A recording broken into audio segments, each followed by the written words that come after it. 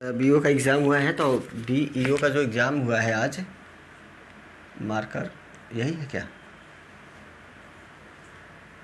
यही है मार्कर, और भी है?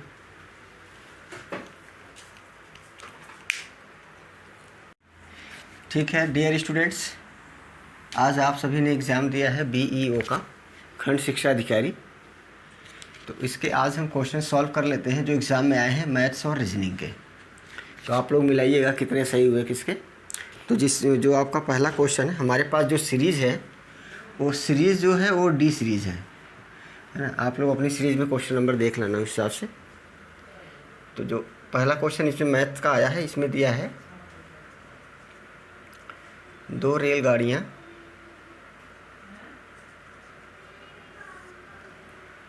एक ही दिशा में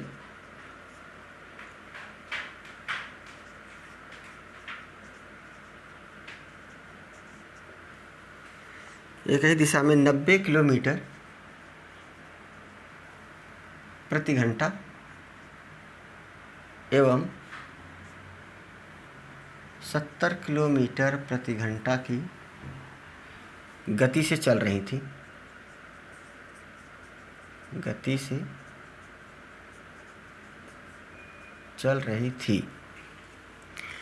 तेज चलने वाली गाड़ी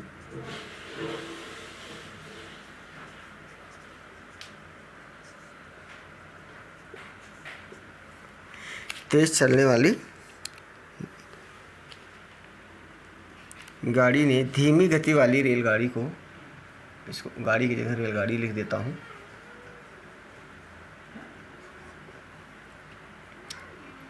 गाड़ी ने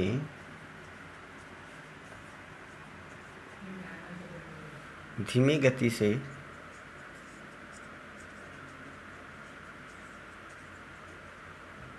चलने वाली रेलगाड़ी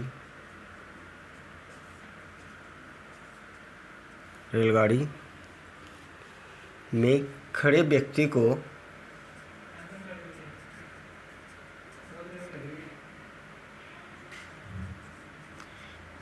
किसी व्यक्ति को 18 सेकंड में पार कर लेती है। 18 सेकंड में पार कर लेती है।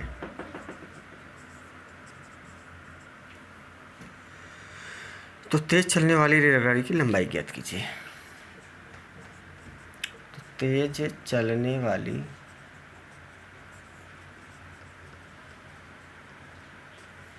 रेलगाड़ी की लंबाई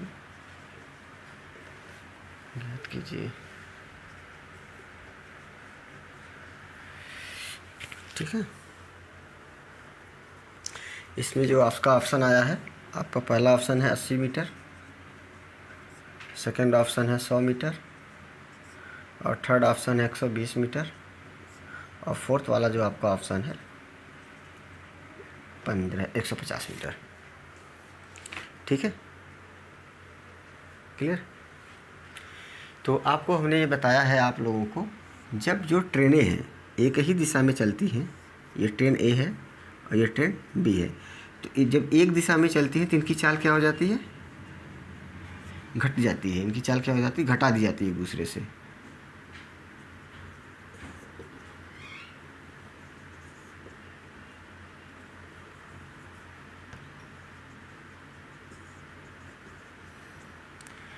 तो जो ए है इसकी जो चाल है आपका कितना है? 90 किलोमीटर। माइनस बी की चाल कितनी है दूसरी वाली ट्रेन की? माना ट्रेन एक ए है एक बी है और इसकी जो है आपकी, चलो ऐसे घटा लेते हैं इसको हम 70। तो जो इनकी एक सापेक्ष चाल आ गई वो आ गई हमारी 20 किलोमीटर प्रति घंटा के हिसाब से। तो जैसा कि आपको मालूम है कि डिस्टेंस बराबर क्या होता है? Time into speed. तो हमें दोनों चीज़ गिवन है। टाइम आपको लगा कितना? 18 सेकंड, और स्पीड जो है कितना है? 20 किलोमीटर प्रति घंटा। तो 20 किलोमीटर प्रति घंटा को मीटर प्रति सेकंड में कन्वर्ट करने के लिए 5/18 से गुना करते हैं। ये 18 से 18 कैंसिल और 20 पंजे 100। तो जो ट्रेन की जो दूरी आई है, मतलब ट्रेन की जो लंबाई आई है वो कितनी है, 100 मीटर है। ठीक है, तो इस क्वेश्चन में आपका जो आंसर आ गया कितना आ गया, 100 मीटर है ना, 100 मीटर आ गया। इसको चेक कर लीजिएगा। अब इसे हम दूसरे क्वेश्चन पे चलते हैं।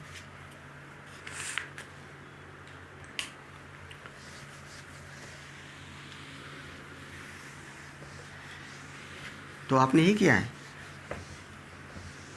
100। चलिए ठीक है, ओके। उसके बाद सेकंड क्वेश्चन है, इसमें दिया है आपका किसी वस्तु को बिक्री मूल्य का मतलब कि ये है आपका सीधा सीधा सिंपल से क्वेश्चन लिख देता हूँ मैं। वस्तु को बिक्री मूल्य के 3/4 पर बेचने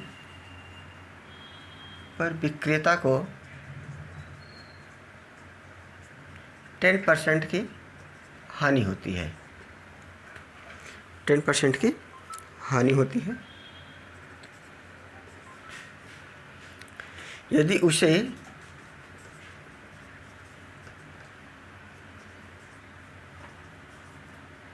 विक्रय मूल्य पर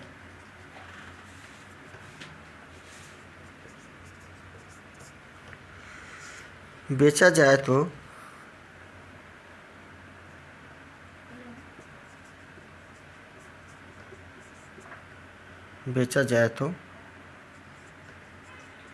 लाभ व हानि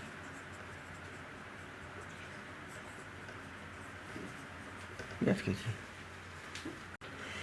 ठीक है, तो इसको आप दो तरीके से कर सकते हैं। मतलब इसने क्या बोला आपसे कि विक्रय मूल्य के 3/4 पर बेचने से जो विक्रेता है उसे 10% की हानि होती है। तो इसका मतलब ये है कि 3/4 आपका क्या एसपी है और 10% की हानि हुई तो 90 हो जाएगा। इससे आप इसको कैंसिल कर दीजिए। कितनी बार कैंसिल हो गया, 30 बार। इसकी क्रॉस मल्टीप्लाई कर देंगे तो आपका एसपी कितना निकल गया डियर, 120%। तो 120% निकल गया। तो इसमें से आप अगर 100 माइनस कर देते हैं तो कितना बचा, 20%। तो 20% का क्या होगा, आपका लाभ होगा, जो एक मूल्य जो निश्चित है। तो इसका जो ऑप्शन है आपका कहाँ गया,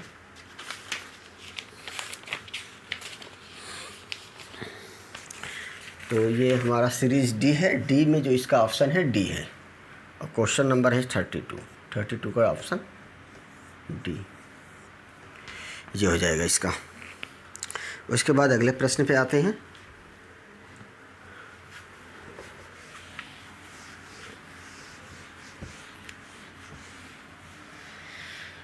सभी लोग चेक कर लेना, जिसका सही हो कमेंट करके बताएं हमारे इतने सही हुए मैथ्स में। अगला जो प्रश्न है आपका 33, सीरीज डी है हमारा।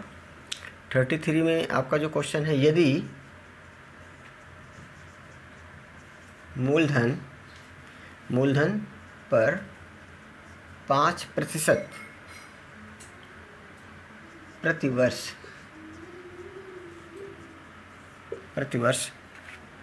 की दर पर दूसरे वर्ष में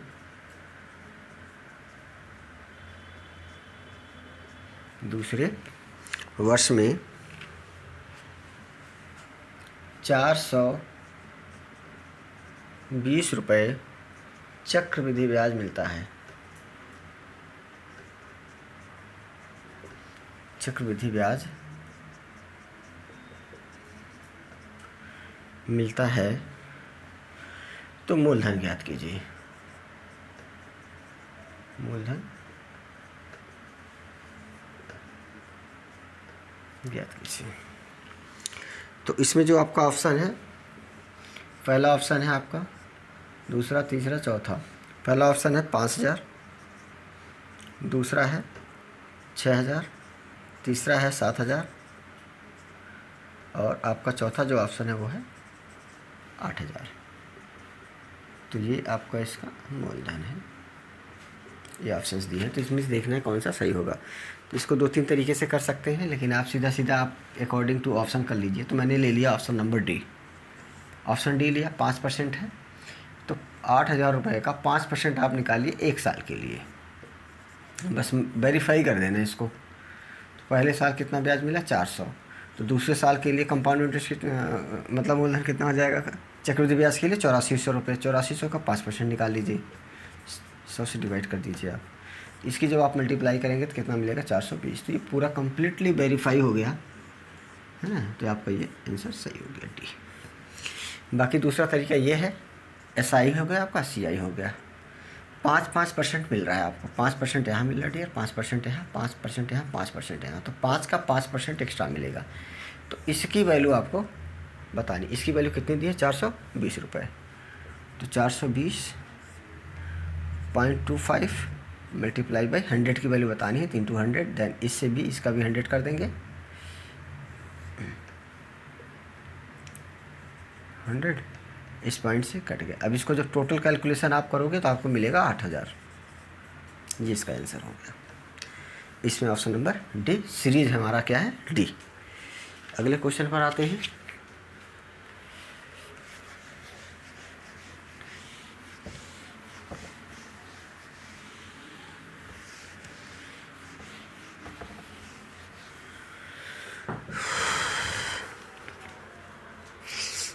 तीन क्वेश्चन इधर हो गए।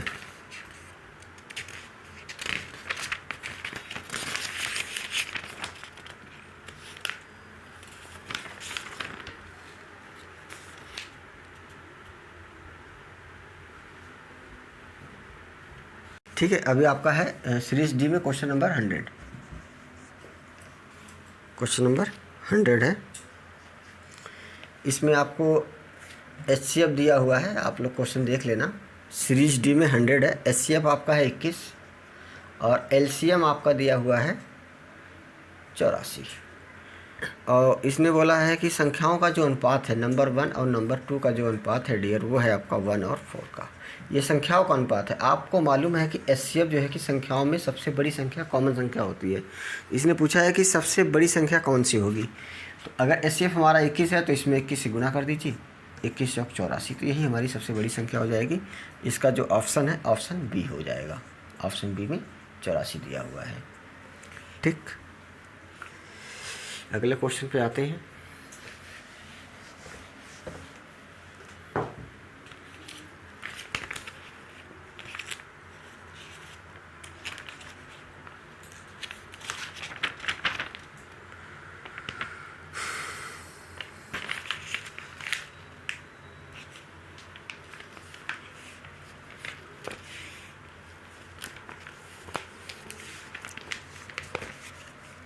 अगला क्वेश्चन है 115। Question number 115। एक वृत्त की 2 जीवाएँ, एक वृत्त है, ये एक वृत्त है, 2 जीवाएँ जो वृत्त के बाहरी तरफ हो पी पर काटती हैं। यहाँ से ऐसे करके ये पी पे काट रही है। ये पी है आपका डियर, ये आपका ए है और ये आपका बी है, और उसके बाद ये आपका सी और ये आपका डी। अगर इसने बोला कि एंगल PBD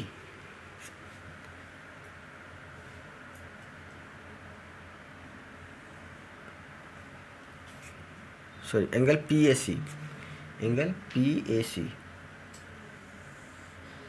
एंगल PAC यानी कि ये वाला एंगल आपका कितना है 50 है, तो आपको ये एंगल बताना है।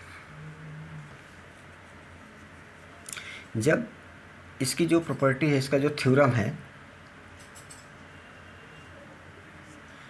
जब वृत्त के चारों कोने को टच करता तो इसको बोलते हैं चक्रीय चतुर्भुज बोलते हैं डियर, चक्रीय चतुर्भुज बोलते हैं। चक्र चतुर्भुज की कंडीशन ये होती है कि आमने सामने के कोणों का जो योग होता है वो 180 डिग्री होता है।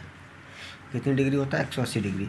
तो अगर ये 50 है तो ये कितना होगा 130 डिग्री। तो ये वाला एंगल हमको बताना है। तो आप ये जानते हो कि ये पूरी सीधी लाइन होती है, सीधी लाइन की जो टोटल एंगल होती है कितनी होती है 180 डिग्री होती है। 180 में से इसको हटा देंगे तो इसका एंगल कितना आ जाएगा 50 डिग्री। तो इसका जो ऑप्शन है ऑप्शन नंबर सी।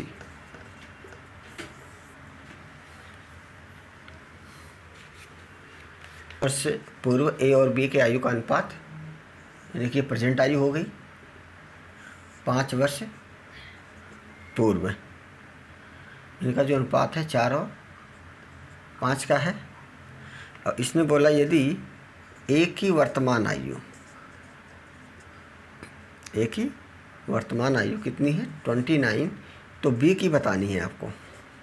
तो 5 वर्ष पूर्व, यानी कि सीधा सीधा एक पॉइंट की वैल्यू 5 हो जाएगी, तो इसमें 5 से गुना कर देंगे आप 5 चौके 20 ए की हो जाएगी यहाँ पे आके, और इसकी भी 5 चौके 5 बचे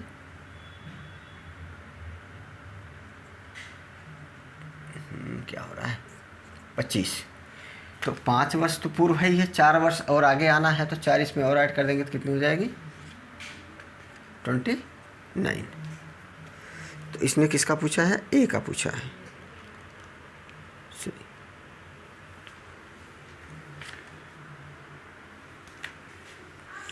ठीक है, तो इसमें जो है कि आपका ये वर्तमान आयु की बात कर रहा है 29, यानी कि 5 तो है 4, यहाँ पे कितनी आयु हो जाएगी इसकी 29, यानी कि 9 साल बाद।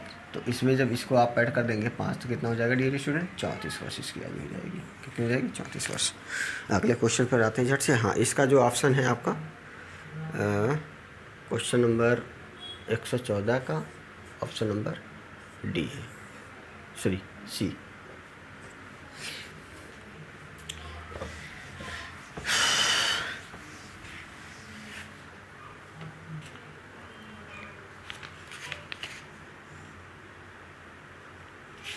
उसके बाद क्वेश्चन नंबर 120,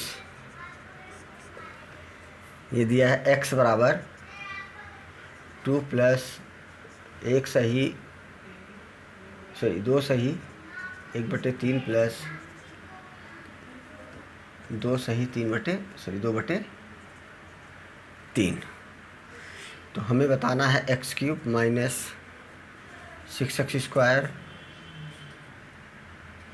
प्लस 6x, इसकी वैल्यू हमें इक्वल टू में आपका ये बचेगा, तो इसको आप लिख सकते हैं 7 + 8/3। ठीक है ना, इधर इसको क्या करेंगे बोथ साइड क्यूब कर देंगे आप, बोथ साइड क्या कर देंगे क्यूब। तो आपको फाइनली जो आंसर निकल के आएगा, सॉल्व कर लेंगे इसको, इतना आंसर जो आपका आएगा ये आ जाएगा 4। और इसका जो ऑप्शन है आपका, ऑप्शन आपका सी है, सी जो है 4 है। ठीक है, ये हो गया मैथ्स के क्वेश्चन। अब आ जाइए रीजनिंग वाले पे। अब हम रीजनिंग वाले क्वेश्चन कर लेते हैं, रीजनिंग के जो आए हैं इस एग्ज़ाम में।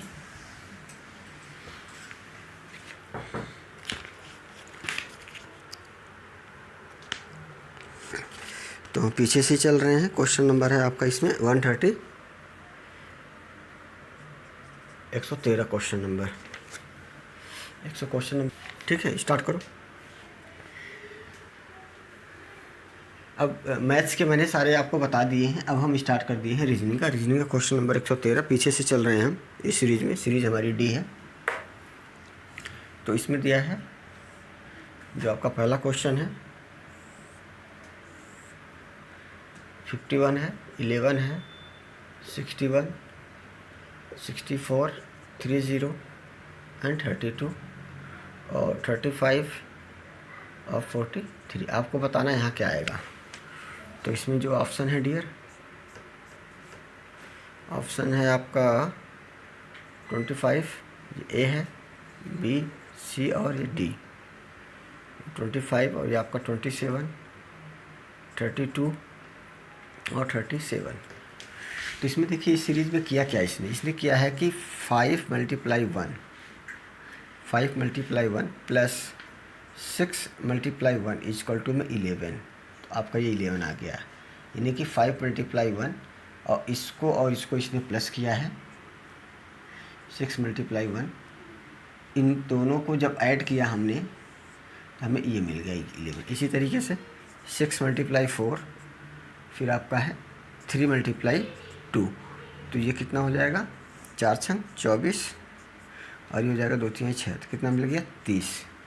इसी तरीके से इसको कर लेंगे 3 × 5 प्लस 4 × 3, ये कितना हो गया 15 और ये कितना हो गया 12, तो कितना आ गया 27।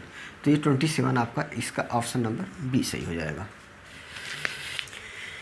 ठीक है डियर स्टूडेंट, अगले क्वेश्चन पे आते हैं।